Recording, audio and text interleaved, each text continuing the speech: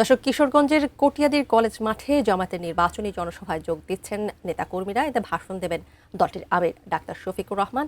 সেখানে আছেন আমাদের সহকর্মী ফেরদৌস রহমান। আমরা তার সাথে সরাসরি যুক্ত হচ্ছে। ফেরদৌস, আমি যতটুকু জানি যে সকাল 10টায় তার সেখানে পৌঁছানোর কথা। তিনি কি এখনো পৌঁছেছেন? তিনি কি সেখানে পৌঁছেছেন? আর পৌঁছে থাকলে আমাদের সেখানকার অবস্থাটা একটু সর্বশেষ জানাবেন। কটিয়াদী কলেজ মাঠ, এই কলেজ মাঠে আজকে জামায়াত ইসলামের আমির ডাক্তার শফিকুর রহমানের জনসভা। তিনি বেশ ব্যস্ত সময় পার করছেন। গতকাল কক্সবাজার এবং চট্টগ্রামে ছিলেন। আজকে তিনি হাওর বৃষ্টিত কিশোরগঞ্জ, ময়মনসিংহ এবং গাজীপুরে তিনি বক্তব্য রাখবেন। ইতিমধ্যেই মঞ্চে চলে এসেছেন ডাক্তার শফিকুর রহমান। একটি বিষয় লক্ষণীয়, যে সেটি হচ্ছে যে জনসভাগুলোতে যতই দিন যাচ্ছে ততই বিএনপি এবং জামাত এই দুই শিবিরে একজন আরেকজনের সমালোচনার কথা বাড়ছে এবং প্রত্যেকে নিজেদের পক্ষে জনগণের ভোট টানতে একরকম বলা যায় যে সর্বোচ্চ চেষ্টাটাই করছেন। গতকাল জামাত ইসলামের আমির বলেছেন যে তার এক্স হ্যান্ডেলের যে অ্যাকাউন্ট সেটি হ্যাক করে যে মিথ্যা তথ্য ছড়ানো হয়েছে, সেই মিথ্যা তথ্য সে ধরনের কথা বলা তো দূরের কথা, তিনি একজন মানুষ হিসেবে সেই ধরনের কথাগুলোকে সমর্থন করেন না। আমরা একটা কিশোরগঞ্জের কথা বলি। এখানে সকাল 10:30টায় শুরু হওয়ার কথা ছিল আজকের এই জনসভা। একেবারে অনেক আগে থেকেই, সকাল থেকে এই জনসভার মাঠে হাজার হাজার মানুষ তারা এসেছেন এবং তারা বেশ সুশৃঙ্খলভাবে মাঠে বসে পড়েছেন। জামাত ইসলামের আমির ইতিমধ্যে এখানে চলে এসেছে। মাঠ প্রায় কানায় কানায় পূর্ণ। কিছুক্ষণের মধ্যেই তিনি বক্তব্য দিবেন। তার এই বক্তব্যগুলোর বেশিরভাগ যেগুলো তিনি বলছেন সেটি হচ্ছে আগামী দিনে তারা এমন একটি বাংলাদেশ গড়তে চান যেখানে যুবকের হাতে কাজ থাকবে, যেখানে নারীরা কর্মসংস্থানে যাবে নিরাপদে, যেখানে নারীদের সম্মানহানির সামান্যতম কোনো বিষয়কেও সহ্য করা হবে না। তিনি বলছেন যে কোনো নাগরিক সুবিধার আগে সম্মান হচ্ছে সর্বপ্রথম।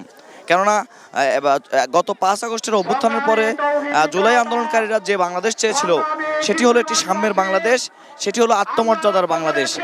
কাজেই আত্মমর্যাদার সঙ্গে সম্মানের সাথে প্রতিটি নাগরিক তার ধর্ম, বর্ণ, পরিচয় বাইরে গিয়ে তারা বসবাস করবেন, এদেশে নিরাপদে নাগরিক সুবিধা ভোগ করবেন এবং তার হাতে কাজ থাকবে। এটি হলো আগামীর বাংলাদেশ।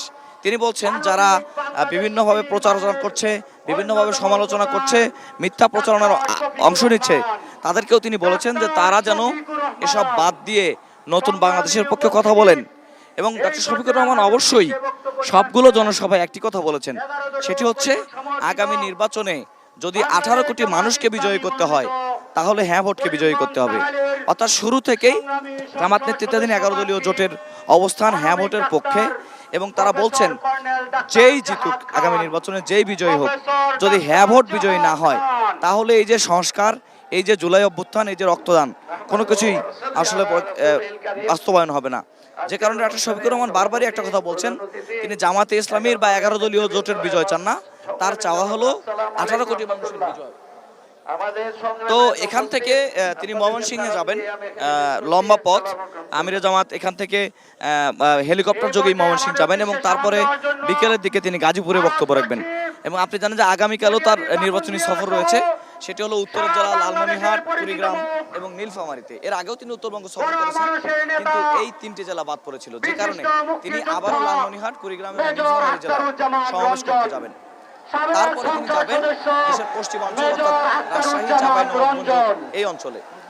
এই যে গত 22 তারিখ থেকে আজকে 12তম দিন নির্বাচনী প্রচারণায়, এই সময়ে জামাত ইসলামের আমির ডাক্তার শফিকুর রহমান প্রায় পুরো বাংলাদেশ ঘুরেছেন। পুরো বাংলাদেশে তিনি একটি কথা বলেছেন যে তিনি 18 কোটি মানুষের বিজয় চান, তিনি ন্যায়ের পক্ষে ভোট চান এবং আগামী দিনে ন্যায় ইনসাফ কায়েম করতে হলে, দুর্নীতিমুক্ত সমাজ করতে হলে 11 দলীয় জোটের বিকল্প নাই।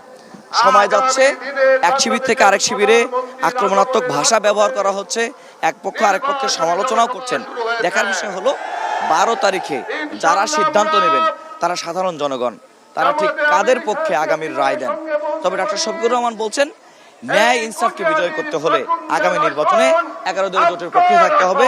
কেননা তার মতে 11 দলীয় জোট মানেই বাংলাদেশ, 11 দলীয় জোট মানেই জুলাই যে স্পিরিট, সেটা মানে 11 দলীয় জুলাই। এবং সামনের দিনে তরুণদেরকে নিয়ে তিনি দেশ চালাতে চান। তিনি বলছেন এমন একটি বাংলাদেশ তিনি গড়ে তুলতে চান যেখানে তরুণরাই থাকবে নেতৃত্বে এবং সেই নেতৃত্বটা আগামী 5 বছরের মধ্যে তৈরি করে দিতে চায় 11 দলীয় জোট।